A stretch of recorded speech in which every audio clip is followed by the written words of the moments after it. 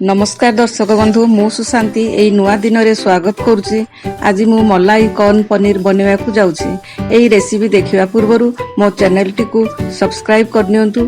Side रे थिबा छोटो बेल आइकन को क्लिक करिवे जहा द्वारा आपन को नुआ नुआ वीडियो रो नोटिफिकेशन आपण माने सहजरे एवं प्रथमे पाई परिवे। 100 ग्राम पनीर, गोटे कटा हेतिबा प्याज, 2 कप क्षीर, 1 चामच दही, किछि कस्तूरी मेथी, किछि सॉल्ट, दालचीनी, गुजराती, लवंग, 1 कप तेल, काजू, स्वीट कॉर्न गोटे कप। चलंतु प्रस्तुत करिबा। गैस ऑन करी करे बसेबा। 3 चामच तेल दबा।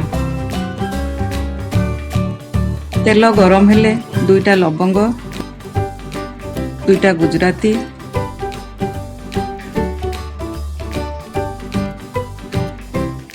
गोटे दालचीनी खंड पकाई टिके भाजीबा।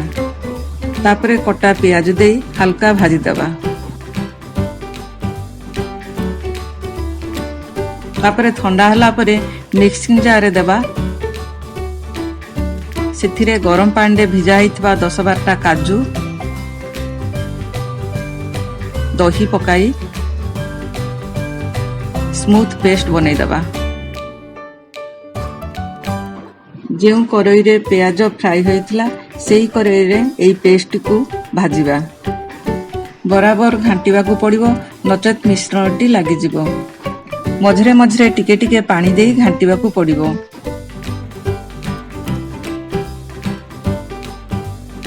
तापरे स्वीट कॉर्न देई भलो भाबरे मिसेई दबा। किछि कस्तूरी मेथी देई घांटी दबा।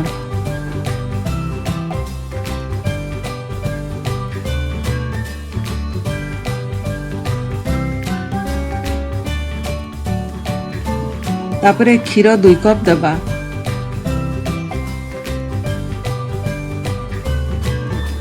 स्वाद अनुसार सॉल्ट दबा। भलरे घांटी देई बॉयल हवा पाई कवर दे दबा।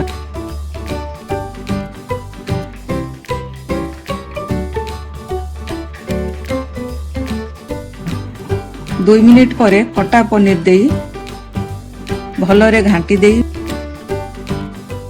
पुणी कवर कर दबा।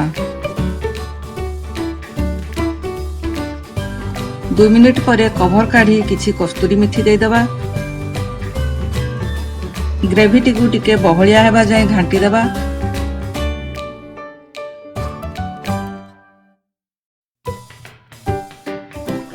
ता उपरे गोटे चामच गुआ घिओ दे दबा। एबे हमर मलाई कॉर्न पनीर पूरा पूरी रेडी हो गला। जदि आपनको मोर এই रेसिपी पसंद आसीबो तो लाइक और शेयर करंतु एवं निजर मतामत कमेंट द्वारा जणांतु।